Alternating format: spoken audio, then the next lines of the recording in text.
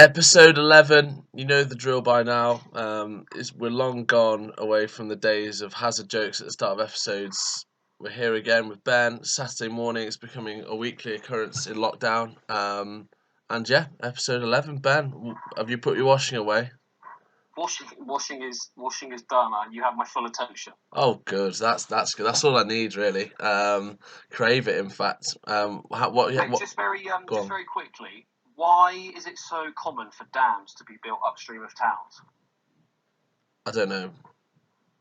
When the mayor is informed about the possible flood hazard, they say, "Damn it." Have you just come up with that one like just then? Who knows? Tell the WhatsApp groups are providing you with content this morning, aren't they? You said no more hazard jokes. So I was like, well, I'm not having that. So you just thought you'd tell a joke? Just chuck one in. Not a bad idea. I quite like that. What have you done this week? This week has been pretty much the same. Lots of garden workouts. Done quite a few. I've done a couple of runs, and then I did like a running workout the other day. So like, really? Oh, you told me that, I think, actually. 800 meters, and then like a set of exercises to do like 4 rounds of that. That was pretty miserable. Chris didn't enjoy that one too much. He walked half of it. Oh wow. Is Chris in Hertfordshire or Leamington? He's in Leamington. Is he? He's just on his own. Yeah, he's living the dream, isn't he? Sat at home, pot noodle, FIFA, PlayStation, and self-isolating.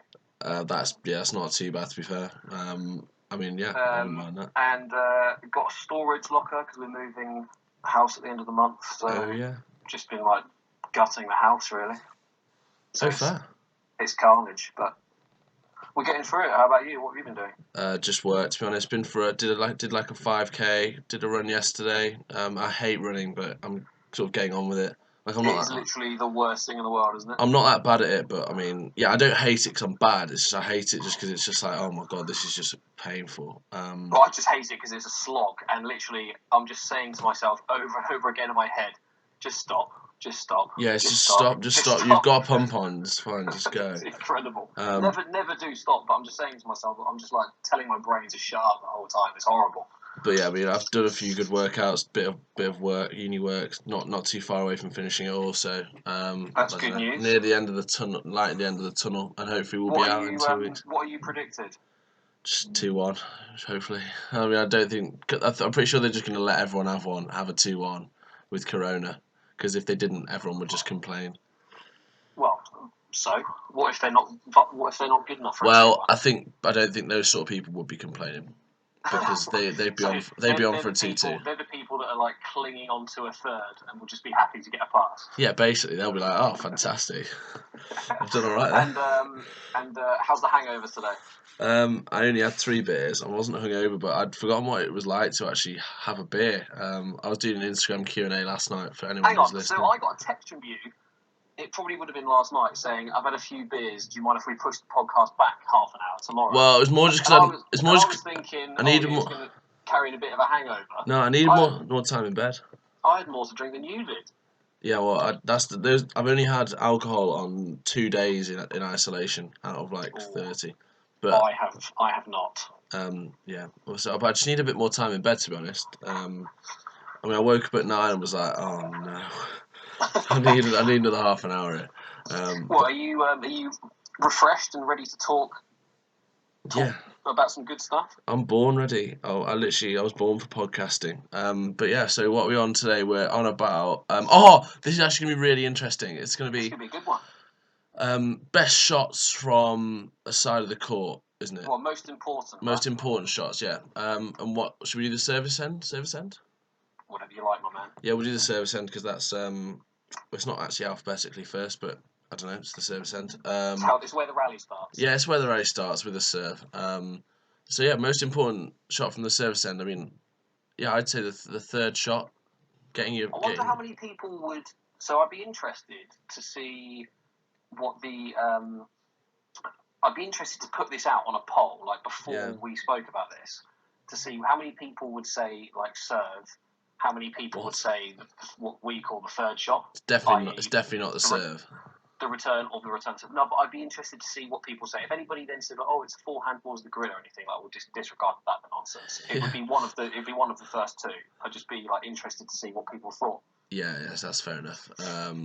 I think the third shot is your key one. To be honest, if you can get that return of serve back, you're in the game. If you're at the service end. So, elaborate on that a bit. Why is the third shot the most important shot? So obviously you've got the serve, and then always that returner. I mean, 75% of the time I'd say is going to be attacking that ball with some form of they're going to be trying to get somewhere. They're going to try and attack you. So you're going to face a difficult shot on that third ball of the rally. So you go serve, return, and then the third ball. And obviously it's important because you're at the service end. If you get that ball in play, your percentage chance of winning the rally goes higher and higher and higher every time you get a ball over. That's what Rob Fay told me. Is it, or is it what I told you? Well, I don't know. I remember it. I remember when Rob told me it, so maybe it was him. He literally said like the percentage chance of you winning goes up and up and up every single shot. Well, yeah. Look at the way the court's laid out, right? Yeah, just like the probability is you'll just hit a timbre or something, or hit a nick. I don't know, and win. Well, the court is in the server's favour, so that's definitely something. Yeah. And you can win. You can win with more. So, like, think about it from the hazard end. In order to win, you're relying on a mistake or hitting a good shot. Whereas when you're at the service end, you can win a point because your opponent's misread it. Yeah. So you've got you're bringing the misread into play as well. That's true. Actually, I didn't think about that. Well, you can frame some hideous thing around the timbre and you've won the point, mate. That is how I won my World Championship Eliminator match with Bryn at Preston. Yeah, match point to me. He hit a cut volley, and I ran over and half volleyed this thing off the main wall, shanked it off the frame, and it basically just like curly whirly around the timbre. Yeah. And I Those are a shocker because it's like you've basically got to read it straight away because you can't go half and half. Yeah, he basically like stepped up to read a timbre, and like as the ball was kind of approaching the timbre, he realised he got it wrong and just started walking towards the net before it even bounced twice. Yeah, it's just like hideous. Oh no, that's gonna miss a timbre, isn't it? But so I just want to play devil's advocate here because, like you say, you're talking about that third shot, and you're saying it's the most important shot. Because if you can just get it back, and you're likely to be like under pressure because someone's attacking you, which is all I completely agree with. Just playing devil's advocate, why? In which case, why would you? Is there not an argument to say, well, serve better then you're under less pressure on your third shot? Could you argue therefore that the serve is more important because it will stop you from being under as much pressure if you can serve well? No. Why? I think you can always get attacked no matter how well you serve. Players that good. I agree. So, do you think, therefore, this is interesting because what the theory you're coming up with here is just the theory that I see in members play all the time. Just chuck the serve up there. Mate, you 100% should just chuck the serve up there. Honestly, you're not going to get a point off the serve. They're going to get it over, so you're going to face a third ball no matter what. Okay, right. That's absolutely fine.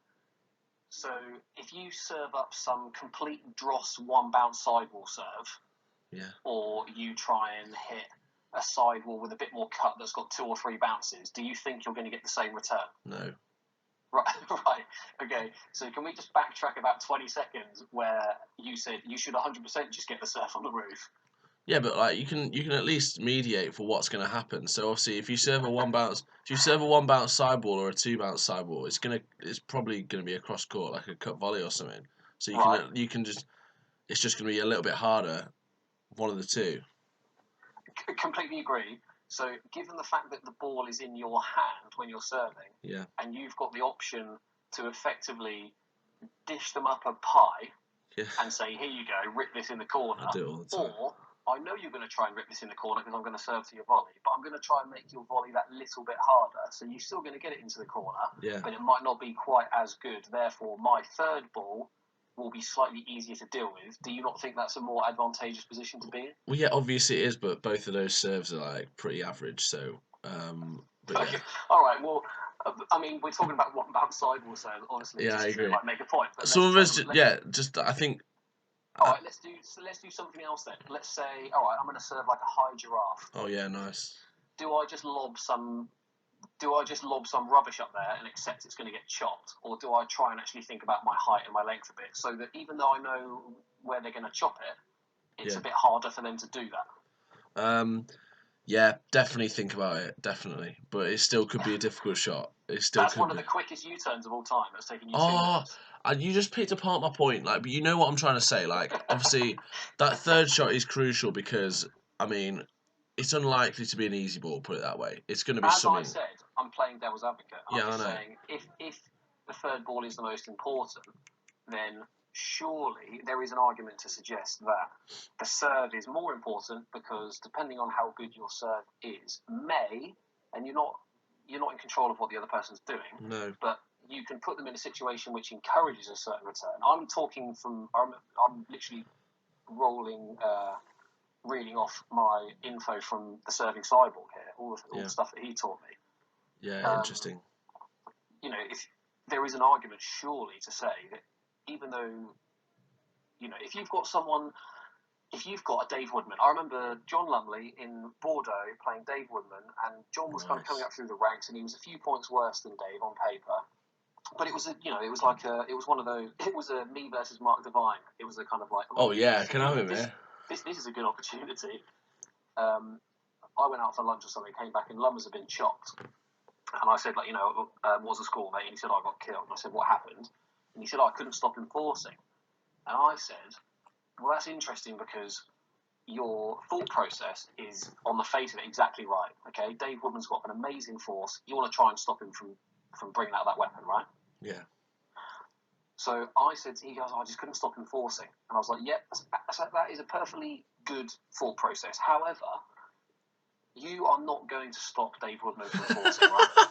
It's a good point, actually. It's not a principle of like, I mean? You can't just tell him, like, no, Dave, you're not forcing today. Exactly. He'll try. What you serve, if he wants to force, he will force. So I kind of said to him, something you might want to consider, like, in the future is don't worry about stopping him from forcing. Like, you're not in control of that. Yeah, it's so right? true. But what you can try and do is serve in a way that even though he's still going to try and force it, you're just giving him a bit less room or making this force just a little bit harder to hit. That's true. So he's less likely to be accurate. I agree. It completely like opens up your brain because you're like, when he does force it, you're not going to think, oh God, I failed because he's forced it. Yeah, you're going to think, I know where this is going. Yeah, or you just kind of go, right, okay, and also seems silly, like, if that's what's going to happen, look for it. Yeah. I remember losing to Mark Senior in a National League final. This was the year Tom Durack and I played for Petworth, and we went unbeaten. We both won every singles match. I lost to Mark Senior in the National League final. 2007. Okay. I reckon it was. I've seen a picture of you in the TNRA annual. And that was when I got my Maurice Lacroix watch, that's all I remember. Yeah, it's a good story, that. But then I was serving to Mark at Queen's, so I was like, all right, I'll try and serve this like shocking little sideball thing. And he was just driving like flat volleys at me, and I spent the whole match being surprised by this. And I was like, well, rather than trying to stop him doing it, why not just be ready for it? Yeah, that's true. Do you know what I mean? So going back to what we were saying anyway, there's a massive argument to say that the serve's more important because if you can make your opponent's life more difficult on the return, surely your third ball is going to be easier to deal with, no? For sure, yeah. If your third ball's easy, and then let's say they get that ball back as well, you've still got more balls at the service end, don't you? And so then the importance changes. I feel like there's I completely agree. Not everyone's Jimmy Bostwick going to serve a tight railroad and then you're going to volley one in the grill. No, but here's the thing, right? If you're amazing at serving, you might not have to play your third ball. If you're Howard Angus and you're rolling 25 nicks in a row, that's so good. You don't have to play the third ball. I assume everyone's seen the video of Howard playing on Twitter by now, or Facebook. That's on Facebook. Brilliant. I actually don't think I was a bit overly critical. Actually, I don't think he was trying when he was knocking it with Mick Dean there. I think he's just knocking it. They were just chipping it around. It's all for the cameras. Yeah, exactly. Because they've actually got you can see they're all on like the Mick Dean's on last gallery, so they can actually see him. Yeah, exactly. So obviously, Howard's not. Yeah, he's messing around. But yeah. Can I just clarify, just to rewind this whole conversation to where this first started? I was putting forward some good arguments, but I completely agree with you. It's all about the third ball.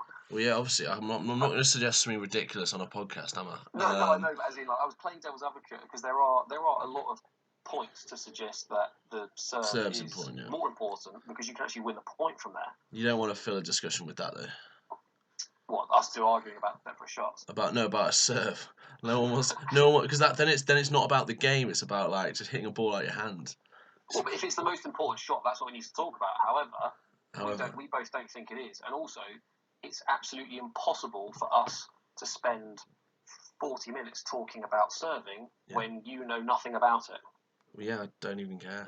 Well, I do care, but like, I'd love to care more. Have you gone back into just chuck it on the roof again? Sometimes I try so hard and concentrate on a serve, and it just goes wrong, and I think, why have I bothered? Let's just serve the bubble. What I really enjoy is you've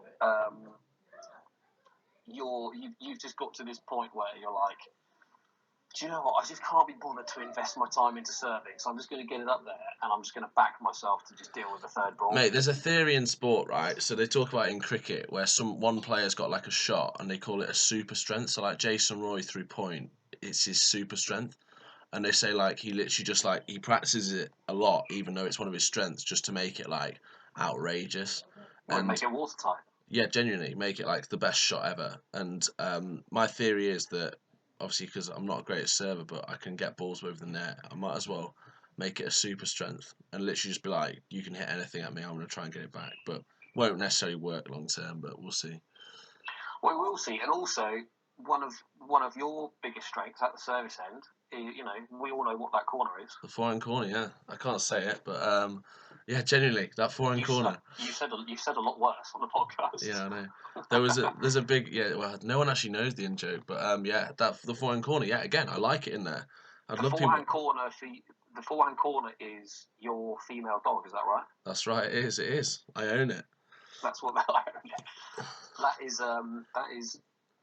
Yeah. I mean, I'm always hearing that come over there, which is why I enjoy beating you in there when I can. You'll never get a chase though. I'll always get a racket to it. Exactly. There's no such thing as a chase in that corner. But super strength. Yeah, so I think, have we got any tips maybe for the third ball? Well, I was just about to say, so rather than just spouting on and me deliberately trying to wind you up, which kind of didn't really work. Much living. So yeah, the third shot is definitely like crucial from the service end, because particularly in this day and age where people are using the galleries a lot more, right? Yeah, that's really true, yeah. So if your third ball is if you just shovel it back, and then you're putting yourself under pressure again into the opposite corner, like what's the point? You're just wasting energy. Yeah. So you're just going to run after two balls. And if you give, it's tough, because if you give somebody something easy, you're giving them the opportunity to have a go at the other corner, or take an easy gallery or something. But at that point, you probably feel like you've won at the service end, don't you? 100%, yeah. Like if you get a good ball out of the corner and they dump it into second, you're thinking, I'm very happy with that, because it could have been better than two. Honestly, yeah. I don't see why anyone ever gets frustrated at someone taking gallery. You just look how far up that court is. You can literally beat second gallery just by hitting the ball over. I mean, the first. You back yourself to beat a gallery every time, right? Yeah, like I remember talking about galleries. I know it's not that important, but like people say, "Oh, it's so boring." But I mean, they're just frustrated because obviously they've not won the point on their terms. If you actually just think about the actual game, that second gallery line, anyone can beat that. You have so much court to beat, which is where I think people who are younger. Well, you got 20 yards. Yeah, exactly. It's like people who are maybe a bit more new to the game would get frustrated with it, but honestly, like when you just get that thought out of your head, it becomes a lot easier. So, if you're on the receiving end of that third ball, then what are you? Okay, what's difficult is you've got two different corners, but so what I always say to people in lessons, exactly what you kind of like talked about earlier, is it doesn't matter if you go into that third ball with the mentality that your only objective is to get the ball over the net, then you probably will. You're more likely to do it. Yeah. And also, if you go over there with them, thinking, okay, I'll see what kind of return I get, and then I'll decide how aggressive or defensive I need to be with my third ball, it's a recipe for disaster, because there's nothing worse than like not knowing exactly not making your objective clear before you go out there as to what your objective is on that third ball, and then suddenly seeing this kind of half decent ball come at you, but you're like, I can do something with that, and then you net it. Yeah, that happens a lot actually. Because if you get that ball over, you're 75-80% likely to win the point anyway. So people get a bit greedy and trying to pull the trigger a bit too early. So what I would say to people is go into the, as you're about to serve, know exactly what you're trying to serve to promote a certain return, but know that your sole objective is just to deal with that third ball. Yeah. And don't even think about winning the point unless it goes on the penthouse. Or even flat back wall or something. It's fairly obvious. Like, if there's a volley, it depends like what kind of level you're playing at. But like for the average club member, if that ball isn't, I'd be like, right, I'm just trying to get this ball over the net, and if it goes on, if they stick it on the penthouse for me, I'll think about killing it. That's a good idea. But basically, if your objective is to get the ball over the net, then that's obviously gonna help. And then the easier the ball is that you're facing, the big mistake that people make, I believe, is that the easier the ball, the more they then try and kill it. Yeah, Whereas true, what I would say to my members is, the easier the ball, it just means the easier it is for you to get it over, and potentially you can be a little bit more selective with where now. Yeah. But my mindset is not like, oh yeah, let's kill it just because this is a medium kind of ball. You know what I mean? There's nothing worse than getting greedy on that second ball and netting it. Well, why don't you explain the 1-2-3 theory to the people who are listening? Because I think a lot of people would find that quite interesting, Ben, if they haven't already heard it. So the ball on the penthouse is the number one. Do you know who told me this? Go on, Chris Ronson. No, same kind of era though, bit after. Don't know, Lockie? No, that's a terrible suggestion. It's not actually. Same nationality. Yeah, I thought it'd be someone Australian. Barry Totes? No. Has been mentioned in the podcast. Colin Lumley? No. In fact, what is one of the Cyborg? Is part of the Cyborg. Is it? Yeah. Paul Tabley? Paul Tabley. Oh, fair. So he was telling me about this 1-2-3 strategy. Yeah. Where basically, like, every ball that comes over the net, you can put into one of three categories. Yeah. And number one is a ball that is really easy and you're trying to kill it. But, I mean, it's an obvious kill shot, so it's a ball on the penthouse or something like that, right? Yeah. And number three is the opposite of that. So somebody has fizzed the ball into the corner and you're just trying to get it over. And there's no thought process as to where or how. I don't care if it comes off the grip, as long as this thing stays in play, right? Yeah. And then you've got that massive patch in the middle, which is the two, which is like the rallying ball or the setup ball or something like that, which is a shot that basically I reckon the average club member treats like 10% or 20% maybe of ball. They put 10 or 20% of balls in that like column, whereas I say to people, no, it's like 80%. Yeah, it is, yeah. And what will happen is, generally speaking, the member will either play a 1 or a 3. So they're like, right, am I under pressure? No. Yeah. Then how can I kill it? Yeah, there's no in next between. Ball, they'll come over and go, am I under pressure? No. Right, how do I kill this? And they end up basically just dishing up to their opponent number twos, yeah. Which sounds very funny, but it is. They are serving them up toilet. No. So well, yeah, I know what you mean. It's just a nothing ball, isn't it? Exactly. So on the number 3 shot, the return of serve, never ever be thinking about a 1. Yeah. Just never think about a 1. Like, go into it with the mentality of a 3. And then if this ball suddenly turns into a 2, then that's an absolute bonus. And a 2 just means, right, I can put the ball into this corner, or I can think about my length a bit, or something. No way am I trying to win the point here. I actually agree with you, to be honest. I think every single time you face a return of serve, it's rare you'll get an easy ball to put like in the grill, or finish off. I mean, it's never quite easy because you're always a bit like off balance, out of position. It's never as easy as it is like if you get an easy ball, the 5th shot of a rally. Well, and also with the 3rd shot, I think because you've just served, you're a bit wary of a good return. Do you know what I mean? Yeah, you are. You're kind of ready to defend, and then suddenly you get this kind of easier ball. Yeah, so true.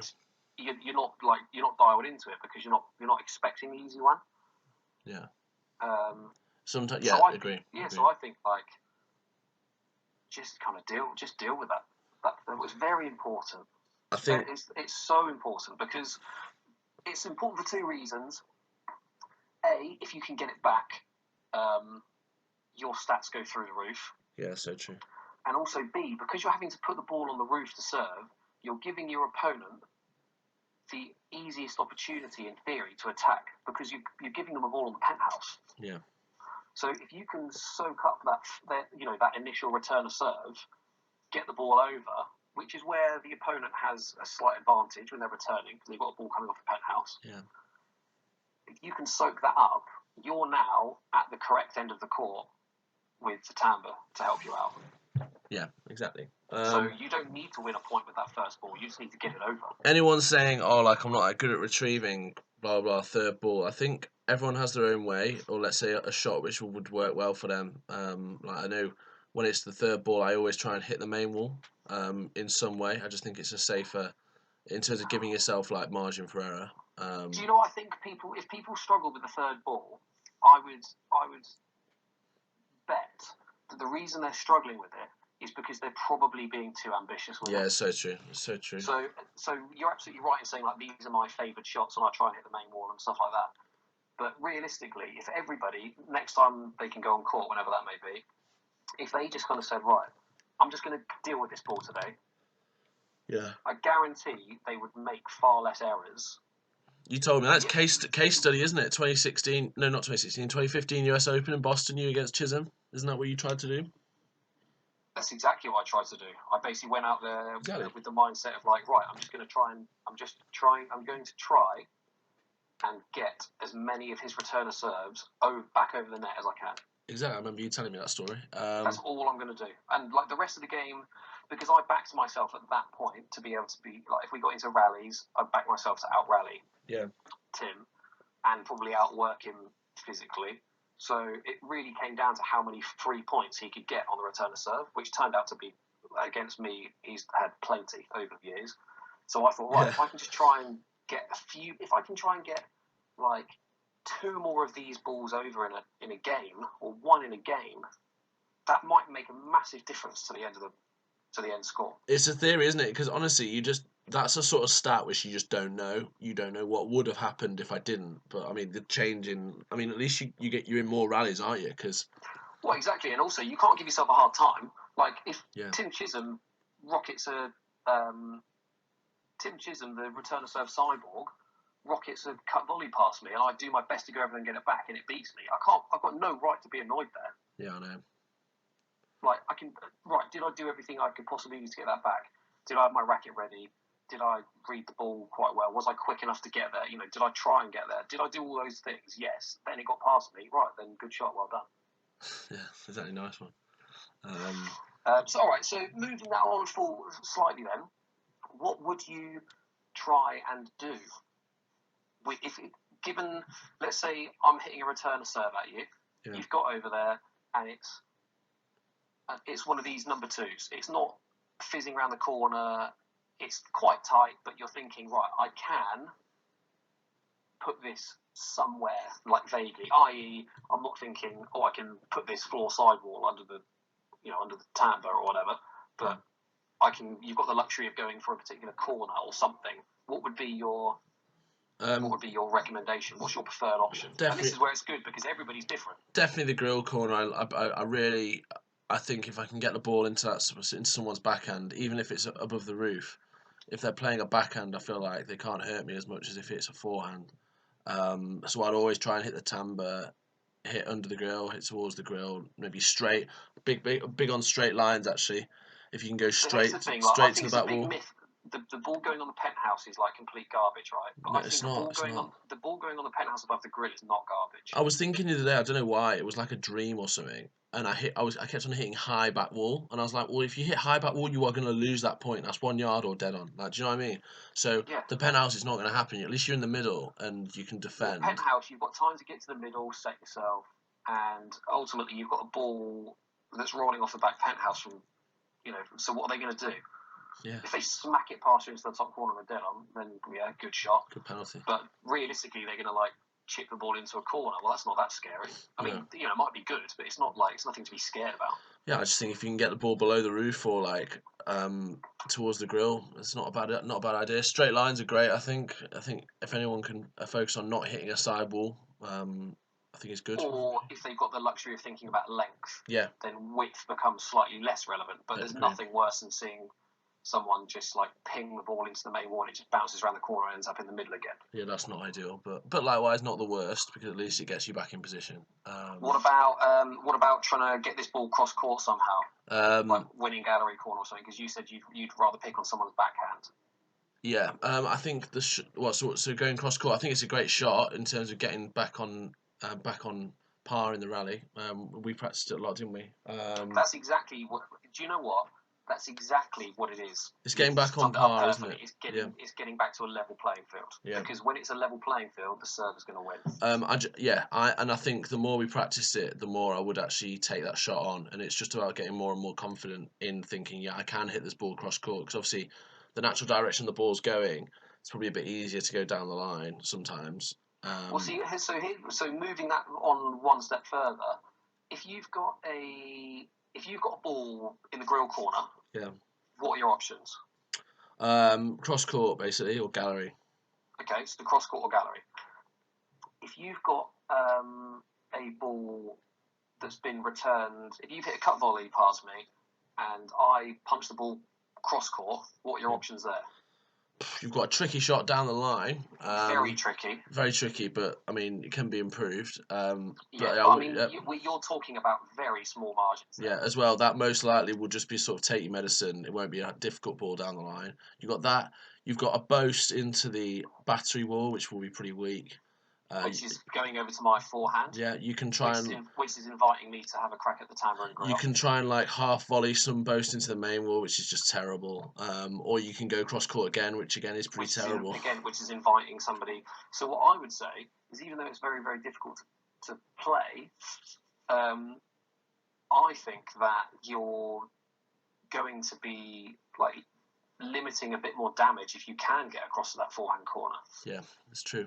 Just because it's much more difficult for your opponent to kill one from that. Even though it's a forehand, they might hit like a short boast into the main wall, and you might end up with a chase at second gallery or something. You're like, that's annoying to play quite a good shot. But as we said earlier, second gallery. Yeah. You should feel like you've won there. That's better than punching it down the line, hitting floor back wall, and then thinking, oh god, here we go. They're going to carve this cross court to better than two, and I'm going to have to just keep digging and digging and digging. Yeah, exactly. Especially if they've hit a good cross court, you definitely won from there. So I think basically what we're saying there is it doesn't matter which of the two options you take. Yeah.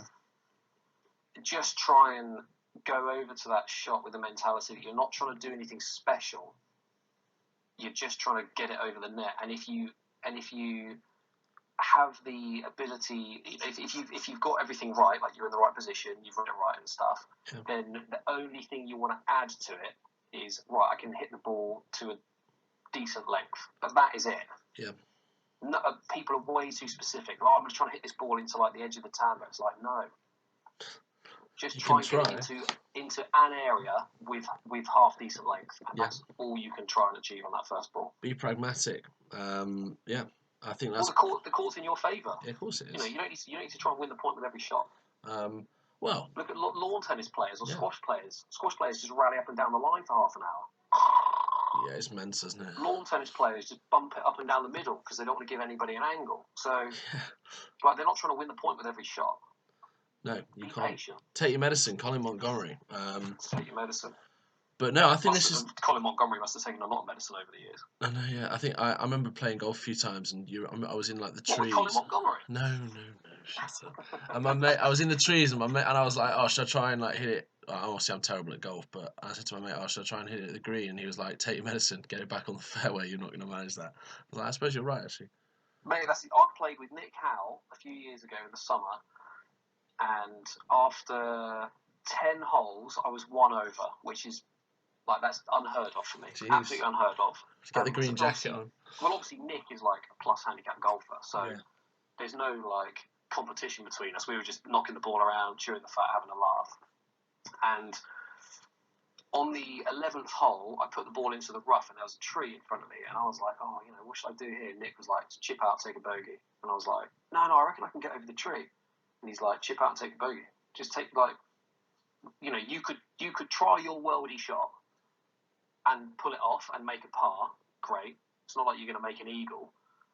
what is more likely is you spray it into the tree and then you're in the rough again with the tree in front of you and you've wasted a shot. So he's like, just chip out, take a bogey, move on to the next hole. Yeah, this is a good point. Exactly. Just get that third ball over and take your medicine. Right. Well, that was quite a good chat. That wasn't Cam's corner chat. That was actually like sort of. I'd say it wasn't like the sort of basics of the game. I think that's actually something that everyone can take on board, perhaps. So I enjoyed that. I think we should probably like set up a little fundraiser for this one because that's basically a lesson. Yeah, exactly. A GoFundMe, OnlyFans. Exactly. GoFundMe. Fund the podcast. Yeah. Proceeds. Exactly. Right. Well, that was good. Well, anyway, we've got an announcement to make. So obviously, this is the 11th podcast, and as it happened, finding inspiration for the Cyborg is actually becoming harder and harder. And I've not given up. I'm not a quitter, but maybe I have. We're quite happy with what we've done. Yeah, I think 10 episodes. Yeah, we've created a pretty serious player there. Ben, you should genuinely make the photos or whatever. Add all the pictures of the Cyborg. I'll do some kind of like Twitter picture or something. Yeah, exactly. So I'm happy with the Cyborg as well. 10 aspects to it, which is pretty well rounded. So I think what we're going to do now, which is going to give us a lot more mileage, is we're just going to talk about courts, aren't we? That'd be quite cool. We are. Not even. It's gonna be quite fun. Not necessarily favourite courts, but like courts. Just the courts of England. Well, we're gonna go through them, talk about like what a lot of people wouldn't have been to these places. So. Yeah, definitely. And I've done. Well, you've done them all. I've not done. I've not done them all. Have you not? Which haven't you done? I've not played at Falkland Palace. Oh, come off it. Okay, fine. And I've not played at Fairlawn. Fairlawn, yeah, great. All Lambay Island. Yeah. Yeah, no, I've not done Oratory and Hardwick somehow. I just need to get them done. But yeah, that's very strange. We'll have to get those done. I know. Well, now they've got Rob and Claire there, so I definitely think I will. If we ever get out of this pandemic. So we're going to talk about courts. I think we're going to start with like home courts. So we'll do Bridport next time, and we'll do Manchester this week. Yeah. Cool. So Manchester. Well, it's blue on the penthouse. It is. It's blue. Man City blue. It's very bright. It's very light. The lights are good. There's lots of natural light in there. It's quite a high ceiling. Yeah, very high, very high. Through the beams in. Lots of space to play with. So you do have a lot of you've got a lot of space there. Yeah. I think. So my observation every time I think of a court, I always have like a couple of things that just pop into my head straight away to remind me like how they play or what's good there or that kind of stuff, right? Yeah. So when I think of Manchester, I think of very bouncy, like big angles. So you've got massive angles. Stay away from the ball all the time. Massive angles. Because like if the ball goes into the main wall, it's coming right into the middle. Yeah. Big angles, very bouncy, and unfortunately one of the worst floors currently on the world stage. Oh, it's actually whenever I go back there. So obviously I'll play like mainly the whole season training at Leamington, and then like in the holidays for uni, I'll come back to Manchester, and it's like fucking hell, this is so slow. Like it's so slow. Well, the only reason, I need to be very quick that we don't start offending people's home courts. The only reason I say one of the worst floors is not because of the way it plays. It's just very old and like I think there's just the slabs are coming up, so you get some pretty dodgy and potentially dangerous bounces. There's two places in that court which are just like, I mean, that's just I can't host anything. So obviously you've got in front of the Tamber where like the ball could literally hit like in front of the Tamber and just bounce into the grill. Like I've seen it happen. I'm like, oh my god. Or there's a lot of loose slabs up there. There's actually an upslope to get to the Tamber, isn't there? Yeah, or it goes like floor Tamber and it'll just roll because it's just like not even. I mean, I don't really understand it. Like anyone who goes there, it's like not even the floor. The slabs literally move. So I always think to myself, you've got to allow yourself some. You've got to allow some bad bounces and just be like, oh, okay, just got to suck that up. For the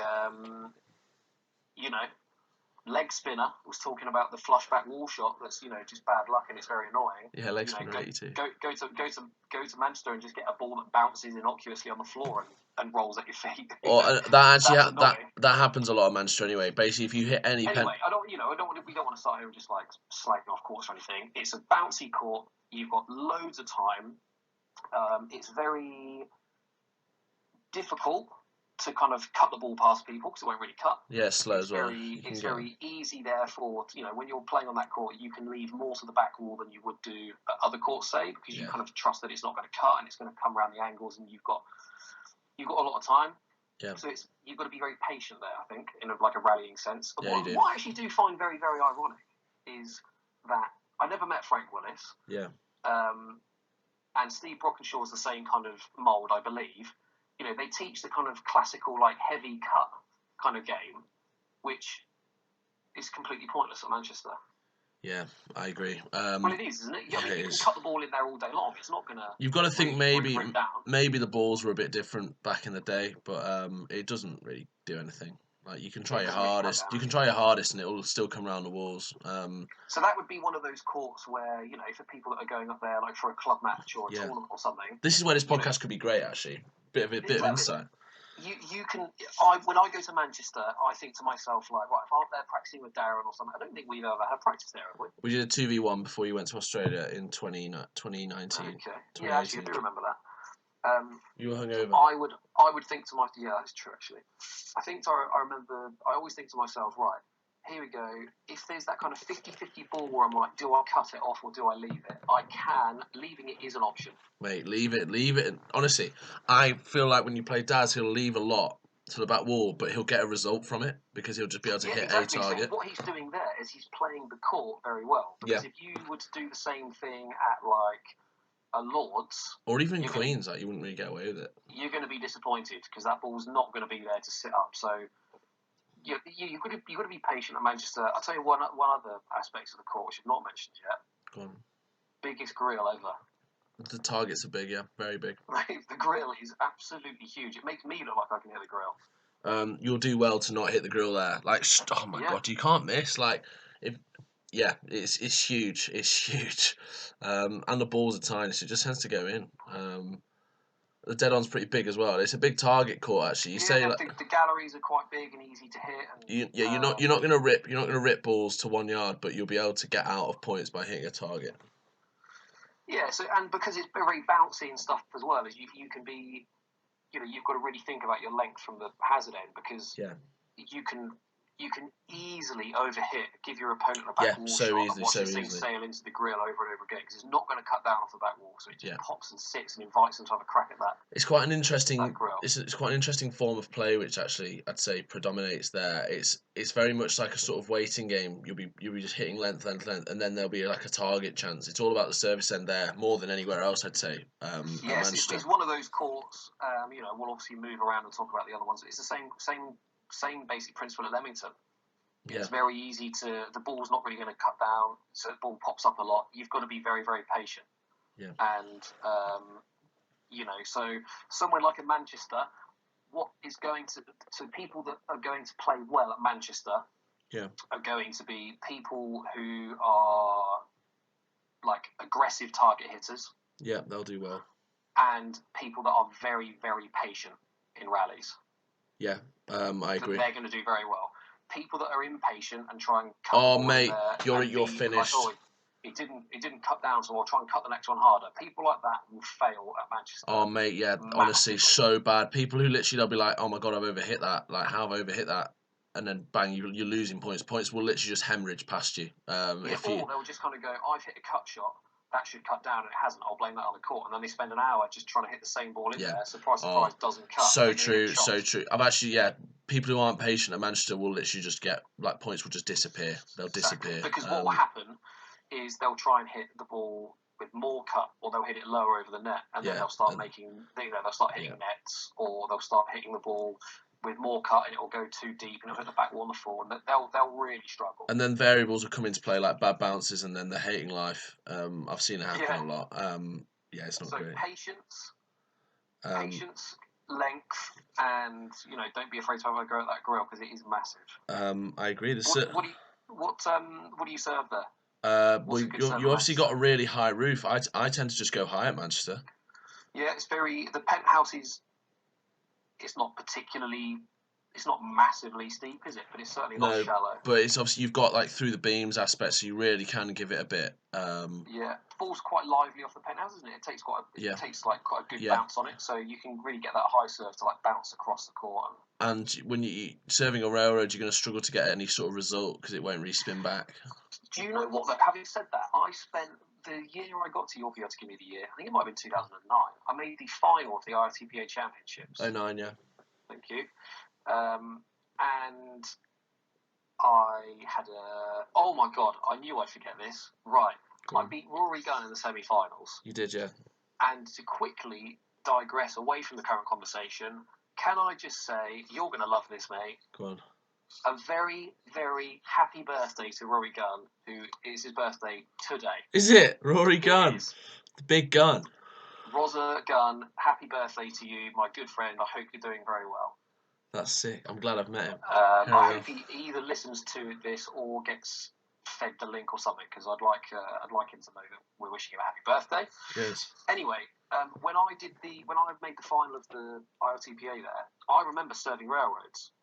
It just happened to work for me that week. But like you say, it's not a court that naturally kind of spins back too much with a railroad. I was having to thump these things down to try and get any kind of purchase. And I remember, like on the Sunday or whatever, after getting trounced by Rob in the final, I remember like waking up on Monday and just thinking like, oh my God, my arm feels like it's going to fall off. I've just done nothing but serve like hard railroads for 3 sets at least a day for the last 4 days. I feel like because it is quite slow, you've almost got the return serve's not going to come in that quick, so I can see why a railroad might be good as well, even if you hit it badly.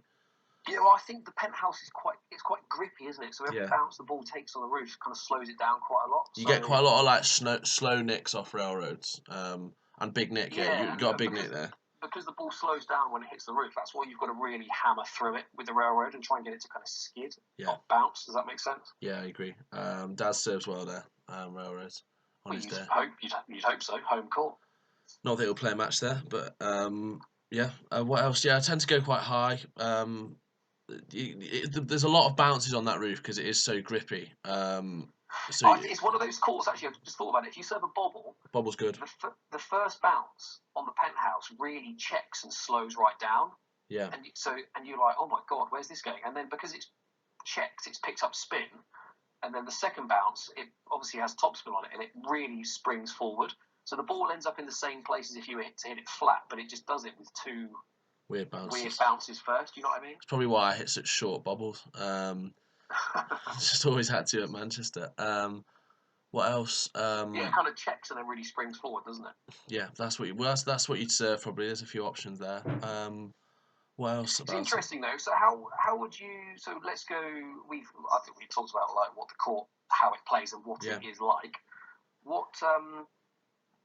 Let's do like a bit of a kind of a summary. So the lighting is very good. Very good, yeah. Like visibility is very good at Manchester. Yeah. The court is generally bouncy. Yeah. Big angles, so you've got lots of time. The targets are very big. Yeah.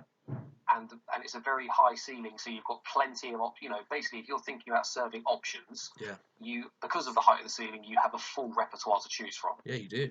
It's not like trying to serve at like C court where the roof is about an inch above the outer play line and the high serve basically doesn't exist. Yeah. So in that respect, there's a lot going on. There's a lot going for it. So how do you?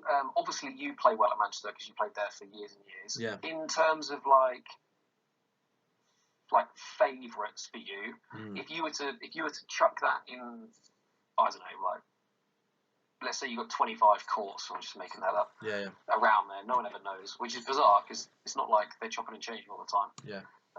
Where would you rank that for you personally, roughly? Like, are we thinking like top third, middle third? It's difficult because I don't particularly enjoy playing there. But if I had to play like a world championship, oh my God, I'd play it there because a lot of people would find it so weird and it suits my style of play. If you're saying be patient, that's all I ever do. Well, that's the beauty about like asking you that question because. So it's definitely my top third for sure. It's not. There is no right or wrong answer, is there? No, is your opinion. I much prefer playing at other places, but I play really well there. and a lot of people will not play well there, so it's a good place for me to play. Yeah, so personally, for me, it doesn't have the type of characteristics in a court that I particularly like. Agree, yeah. I prefer like a kind of a quicker floor with some like slick. I think the slicker the court, the more true the bounce. Yeah, I agree. Right, so if it's slower, you've got more chance of a grip and something a bit weird.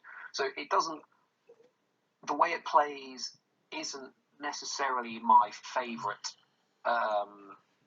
It doesn't contain my favourite characteristics, put it that way. Yeah. But I tend to play well there, so yeah, I agree.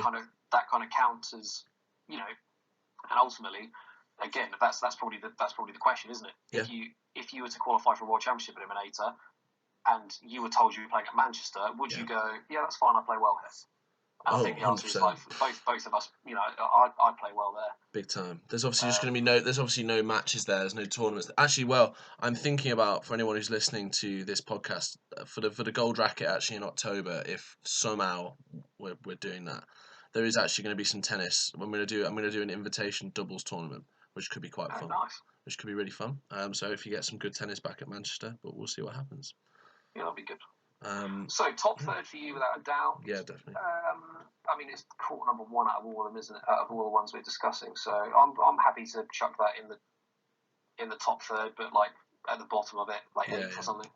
That's fair enough. For me, I mean that's going to move around and say. In fact, when we've done them all, I'd be quite interested to write them all down and rank them all. Yeah, that's true. We'll define it on obviously like where would you be happy playing a World Championship. That's the definition. Because it can't just be like I like playing there because it's so subjective. Nah, would you want to play a World Championship there? Obviously, for somebody who's on the fringes of qualifying for World Championship, if anybody thinks they're going to get an advantage against me because I'm going to say no, the answer is yes to all of them for me. I mean, after a week, you're playing well anywhere. Well, exactly. That's the beauty about World Championship format. You've got so long to adjust to the court. You should never really get it. No, exactly. You should be comfortable, but. Yeah, well, that's Manchester then. Yeah, we'll do Hyde next week, and that's quite a good little section actually. I enjoyed that. Nice location as well, Bridford. When have you played there? I've played there twice. So we went on holiday once to Bournemouth and played Camford and Hyde. Weirdly, just on holiday in Bournemouth. Makes sense. They're only 45 minutes apart. And then in 2015, I played the 10 to 14s at Hyde. Did you win it? I got to the final. I didn't win. Who beat you in the final? When was this? 2015? Yeah. Henry Mullen beat me. You wouldn't have guessed that. Did he? I wouldn't have guessed that. Was he at Bristol at the time? I think so, yeah. It was quite a good game, but I remember it was like 2-2, but it was a close game. One of them. Very strange style, Henry Mullen. Yeah, exactly. Just gets the ball over. But does a hell of retrieves very, very well. But that was 5 years. That's nearly 5 years ago. Crikey. And look what's happened to you since then. Exactly. Got a better rig. So we'll talk about Hyde next week, won't we? Sounds good. And let's hope we're not in isolation for too much longer.